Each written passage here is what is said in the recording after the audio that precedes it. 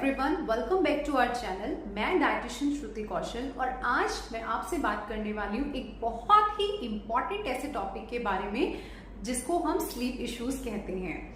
हमारे पास अक्सर पेरेंट्स आते हैं और कहते हैं कि मैम हमने जब से हमारा बच्चा हुआ है 8 घंटे स्ट्रेच में सोकर ही नहीं देखा कि किस तरीके से 8 घंटे सोया जाता है। मदर्स कहती हैं कि मैम जब भी मैं अपने बच्चे को सुलाती हूँ अचानक से मेरा बच्चा रात को 4 बजे, 3 बजे, 5 बजे उठ जाता है और इतना ज्यादा एक्टिव हो जाता है, फिर वो प्ले करने लग जाता है। अगर मैं उसको वापस से सुलाने की भी कोशिश करूं तो वो सूद नहीं हो पाता है और वो सोता ही नहीं है। तो पेरेंट्स इस तरह की चीजों के चलते मदर की स्लीप पूरी नहीं हो पाती। नेक्स्ट डे बच्चों को सेशन के लिए भी लेके जाना होता है, बच्चों की थेरेपीज भी चल रही है, बच्चे को ओटी में भी लेके जाना है, तो काफी सारी चीजें बच्चों के अराउंड घूम रही होती हैं। पेरेंट्स के साथ भी बड़ा मुश्किल हो जाता है और जिसके चलते इन सब के चलते बच्चों की जो क्वालिटी लाइफ है वो कहीं ना कहीं इम्पैक्ट हो जाती है। तो पेरेंट्स, आज का ये वीडियो इसी टॉपिक से रिलेटेड है और इसमें बहुत सारे मैं टिप्स और ट्रिक्स आप लोगों के साथ शेयर करने वाली हूँ जो कि आपके लिए आई एम श्योर काफी हेल्पफुल रहने वाले हैं। पेरेंट्स, सबसे पहला रीजन जो हम देखते हैं, जो अक्सर मैं देखती आ रही हूँ, बच्चों में गट हेल्थ होता है। गट हेल्थ का जरूरी मतलब ये नहीं है कि बच्चे को पेट में दर्द हो या बच्चा कुछ शो कर रहा है तभी हम माने कि बच्चे को गट हेल्थ इश्यूज हैं। अब बहुत से पेरेंट्स हमारे पास आते हैं, मैं उनसे पूछती हूँ कि बच्चे को आप रात भर के इस तरह का मील दे रहे हैं, बच्चा किस तरह का हमारा खाना खा रहा है, तो ये जो सारे फैक्टर्स हैं वो बच्चे की स्लीप को इम्पैक्ट करने में बहुत बड़ा रोल प्ले करते हैं। कई बार मदर्स बच्चों को जैसे एक हैबिट बन की होती है कि बच्चे को हम रात को सोने से पहले दूध देते हैं। पेरेंट्स ये भी कहते हैं कि मैम अगर मैं अपने बच्चे को रात को दूध नहीं दूंगी तो ये सोएगा ही नहीं। देखिए पेरेंट्स, आप बिलीव कीजिए इस चीज के ऊपर कि जब हम अपने बच्चे को दिन भर खाना खिलाते रहेंगे उसके बाद रात को मिल्क डाइजेस्ट करना बच्चे के लिए बहुत ही डिफिकल्ट हो जाता है। ये उन केस में काफी हेल्पफुल है जो बच्चे रात को दूध पीते हैं। जैसे छोटा बच्चा कॉलिक हो जाता है, बच्चे को स्टमक में पेन होना स्टार्ट हो जाता है, सेम वैसे ही बड़ी डिस्कम्फर्ट फीलिंग होती है, गैसीनेस बच्चे में बहुत ज्यादा बन जाती है, जिसके चलते वो बच्चा रात को 3 या 4 बजे वो डिस्कम्फर्ट बच्चे को ट्रिगर करता है और बच्चे के पास क्योंकि बताने का तरीका नहीं होता, एक प्रॉपर अप्रोप्रिएट वर्ड नहीं होता, जिसकी वजह से हम लोग एज अ पेरेंट्स परेशान हो जाते हैं। तो हमें रात को, अगर आपके बच्चे को हैबिट है दूध पीने की और अगर वो पूरी रात सो रहा है फिर तो ठीक है, लेकिन अगर आपके बच्चे में आप देख रहे हैं कि दूध पी लिया बच्चे ने और रात को 3 या 4 बजे उठ रहा है, तो आप पेरेंट्स इसको करके देखिए। 3 या 4 दिन आप बच्चे का दूध बंद कीजिए, उसके बाद देखना बच्चा पूरी रात आराम से सो पाएगा। क्योंकि कई बच्चों में जो मिल्क को टॉलरेट करने का एंजाइम होता है वो उतना सफिशिएंट नहीं होता है, जिसकी वजह से बच्चे को रात को स्टमक एक होनी शुरू हो जाती है। अब हम बात करते हैं नेक्स्ट रीजन के बारे में, कॉन्स्टिपेशन।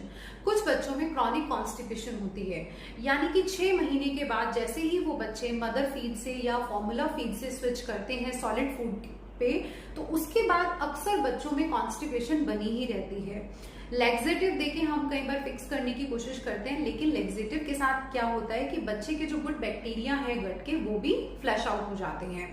तो इसके चलते बच्चों में बहुत सारी समस्याएं शुरू हो जाती हैं। अगर बच्चा कॉन्स्टिपेटेड रहेगा, बच्चा ठीक से फ्रेश होगा नहीं, तो बच्चे को रात को डिस्कम्फर्ट होना शुरू हो जाता है और वो जो पेन होता है, कई बार बच्चों का इंट्रोसेप्शन ठीक से वर्क नहीं कर रहा है तो बच्चा उस चीज को बता भी नहीं पाता कि उसको स्टमक में किस तरह की फील आ रही है, वो फ्रेश होना चाहता है या बच्चे को अचानक से पेन आ रहा है, बच्चा समझ ही नहीं पा रहा है। बच्चों को कई बार हमने ये भी देखा है कि बच्चों को पेट में मरोड़ आने शुरू हो जाते हैं, क्रैम्प्स पड़ने शुरू हो जाते हैं कॉन्स्टिपेशन के चलते, विच इज वाई वो बच्चा बहुत ज्यादा डिस्कम्फर्ट सिचुएशन में आ जाता है और बच्चे की स्लीप डिस्टर्ब हो जाती है।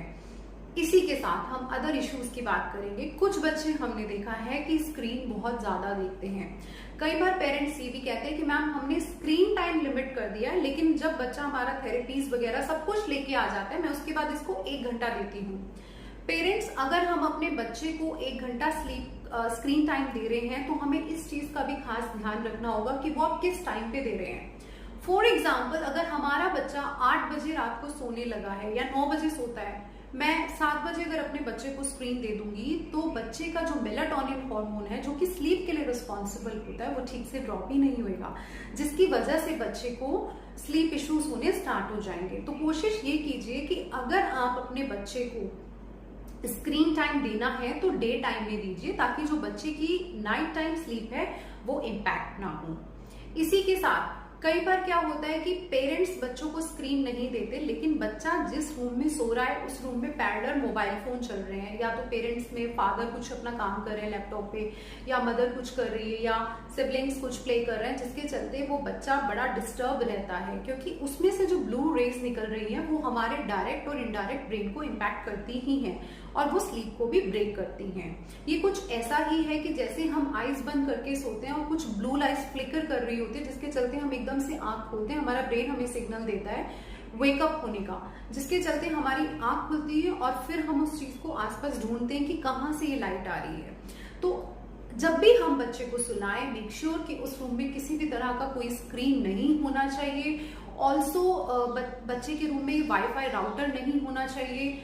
दूसरी चीज जो अदर गैजेट्स हैं, फॉर एग्जांपल रूम में अगर टीवी लगा हुआ है, जो हमारा सेटअप बॉक्स होता है उसमें से भी लाइट निकल रही है, वो भी बच्चों की स्लीप को डिस्टर्ब करती है। तो हमें कोशिश ये करनी है कि जैसे जैसे इवनिंग होनी शुरू हो जाती है 7 या 7:30 बजे के बाद, हम बच्चों को डिम लाइट में रखना शुरू करें, ताकि जो बच्चे में किसी भी तरह का स्टिमुलेशन ना ब्रेन को मिले और बच्चे को स्लीप के लिए रेडीनेस होनी शुरू हो जाए।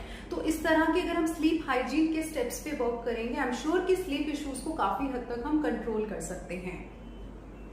नेक्स्ट आता है टू मच ऑफ शुगर। बच्चों को अगर हम बहुत ही ज्यादा शुगर देते रहेंगे, या बच्चा किसी भी तरीके से बाहर से कुछ भी खा लेगा, जंक फूड अगर हमारा बच्चा खाएगा, या बहुत ज्यादा बच्चा पैक्ड फूड या अल्ट्रा प्रोसेस फूड बच्चा खा रहा है, नो मैटर कि बच्चे ने चाहे इतना सा खाया, लेकिन डेफिनेटली जिस बच्चे में ऑलरेडी स्लीप इश्यूज है, अगर हम बच्चे को ये बहुत ज्यादा देंगे, बच्चे के ब्रेन को एक्साइट करती है, जिसकी वजह से बच्चा ठीक से सो नहीं पाता। सोना तो चाहता है लेकिन वो सो नहीं पाता है। तो हमें इन चीजों को भी मॉडरेशन में करके धीरे धीरे करके बंद करना होगा, क्योंकि अगर हम बच्चे को पेरेंट्स इतनी सब कुछ कर रहे हैं, बच्चे के लिए थेरेपीज करा रहे हैं, बच्चे को ओटी करा रहे हैं, तो इट इज सो इम्पॉर्टेंट कि हम अपने बच्चों को इन चीजों में भी लिमिट करें। उसके बाद कुछ ऐसे नाइट रेजीम है जो हम अक्सर यहाँ पे अपने बच्चों के साथ करते हैं। मैं चाहूंगी कि आप जरूर एक बार अपने बच्चों के साथ ट्राई कीजिए, इनका रिजल्ट्स बहुत ही अच्छा है। तो हम क्या करते हैं, जब बच्चा रात को डिनर कर लेता है तो उसके बाद हम बच्चों को फुड सोकिंग कराते हैं।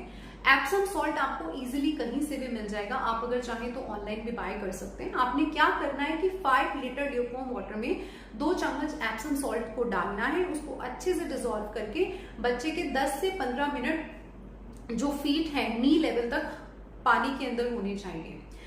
अब यहाँ पे प्रॉब्लम ये भी आती है कि कुछ बच्चों की सिटिंग टॉलरेंस नहीं होती, बच्चे बहुत ज्यादा नोटी होते हैं, शरारती होते हैं, जिसके चलते वो खेलने लग जाते हैं। तो यहाँ पे हम क्या कर सकते हैं, उसमें कुछ बाथ टॉयज बच्चे के डाल सकते हैं, कुछ ऐसी वाटर प्रूफ जो बुक्स होती हैं वो हम रख सकते हैं, सो दैट हमारा बच्चा मिनिमम 10 मिनट की सिटिंग तो दे एटलीस्ट। उसके बाद अच्छे से हम पैरों को पैर ड्राई करके एक बच्चे को अच्छा सा मसाज देंगे।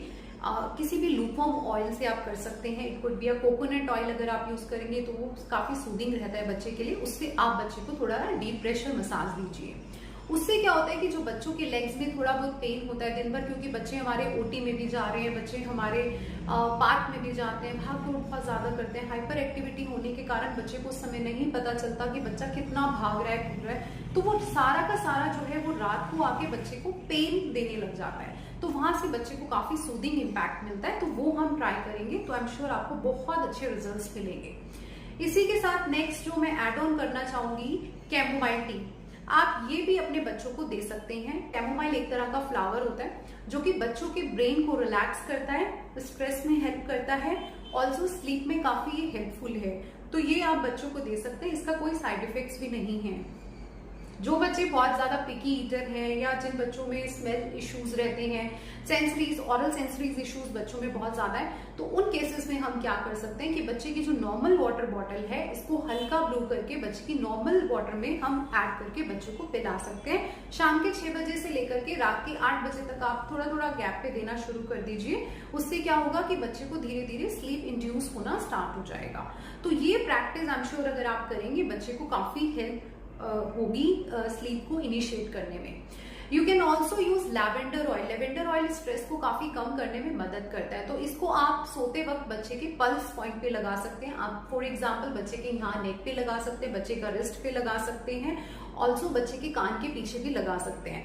इसकी जो फ्रेग्रेंस है ये बच्चे को काफी काम करती है, इसका एक कामिंग इफेक्ट रहता है, जिसके चलते बच्चे को स्लीप में काफी हेल्प मिलती है। तो अगर पेरेंट्स आप ये स्ट्रैटेजी फॉलो करेंगे स्लीप इश्यूज को रिजॉल्व करने में, तो आपको ये काफी हेल्पफुल रहेगा। Thank you so much parents. इस वीडियो को मैं चाहूंगी आप ज्यादा से ज्यादा पेरेंट्स के साथ शेयर करें। Thank you so much.